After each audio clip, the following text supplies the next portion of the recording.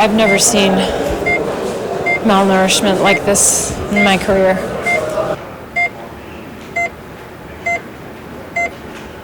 But again, an underlying feeling of anger because that should never have happened. That little boy was just sleeping in his tent, and there was an airstrike that struck their house. So just another example of an everyday thing here in Gaza that's normal, unfortunately.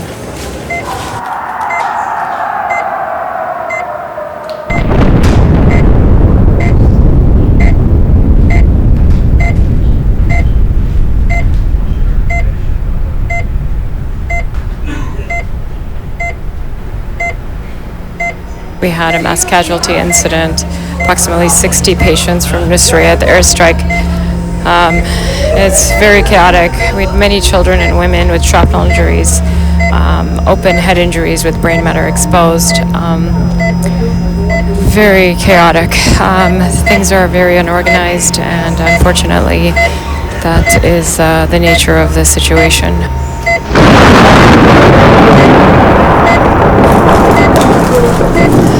Anyway, I hope there's a better tomorrow.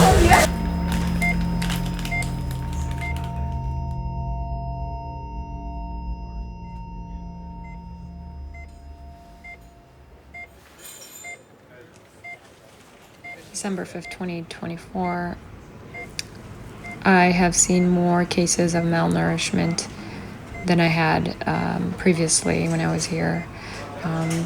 We are noticing patients with temporal wasting and cachexia, very dry mucous membranes, atrophy of the limbs, just terrible conditions that you would typically not see in any other normal country. These patients, when you ask what happened, it's essentially that they were not able to get the care that they needed. They were not able to get the food or nutrition that they needed. Healthcare workers are now to the point of almost being underweight, malnourished. Many of them have, temporal wasting already. I can speak about myself. There is very little food that the NGOs can provide for us. And if they do, then it's about 400 calories to 500 calories a day for an adult person. And that's not nearly enough. I've already lost more weight in the last 4 days than I did when I was here the last time in August. There's just no food. So it's worsening conditions, not as much physical trauma that's from an airstrike or shooting. However, it is an indirect result of the war, and because there is no access to any of these things that are needed to support a population. The temperature is a little colder as well, and I noticed that children are walking around without shoes on or jackets on.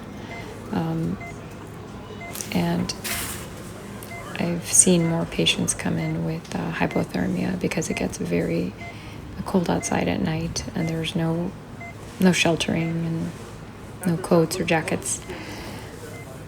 So more things that are indicative of an aftermath of a war. And it has unfortunately gotten worse. December 10th, 2024. I've been at Al-Aqsa for the past several days, and I have seen nothing but explosive injuries from a tank, and quadcopter drone airstrikes. They have been women and children mostly, and they've been coming from designated green zones or safe zones. The resources here at the hospital are very limited. This is a smaller hospital than Nasser is. The resources are even less than what Nasser has to offer. There's no CT scan on site. The patients have to be stable and transferred to another hospital in order to get a CT scan.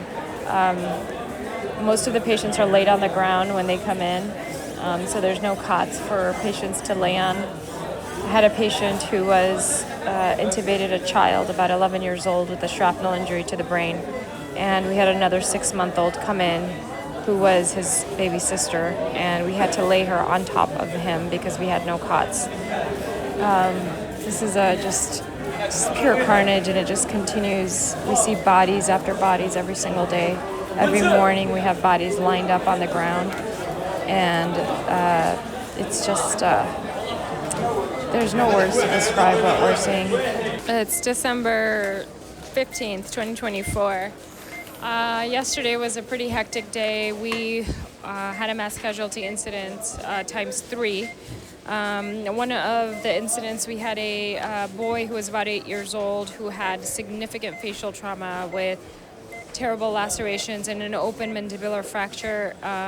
He had difficulty breathing, so I went with him on an ambulance to the CT scanner, which was not in a safe zone, so it was very risky. I had a colleague of mine who's an ICU nurse join me for that ride with the oral maxillofacial surgeon.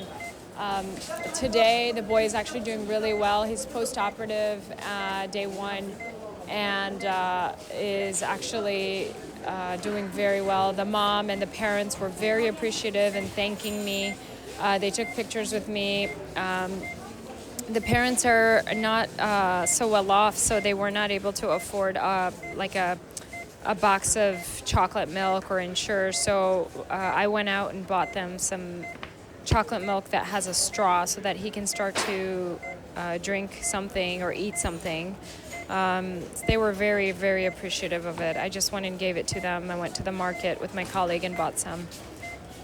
But it was just, it's a good story in the end, but again, an underlying feeling of anger because that should never have happened. That little boy was just sleeping in his tent, and there was an airstrike that struck their house. So just another example of an everyday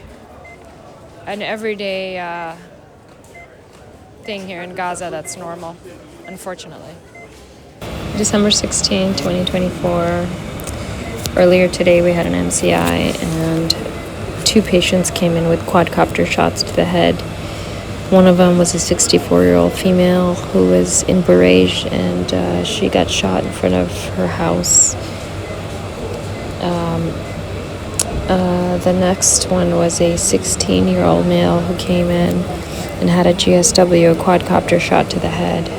He's currently in a critical condition and is not going to have any surgery because it is pretty much unsalvageable injuries. He's been made palliative care. We're just waiting for him to die. Same as the one that came earlier, the 64-year-old female.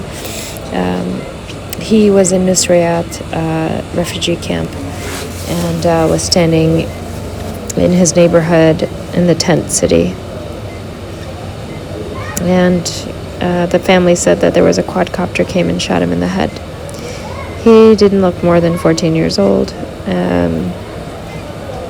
And just like all the other quadcopter shots I've seen when I was here in August, it just is, it's become a normal thing in Gaza. Nobody thinks twice about it.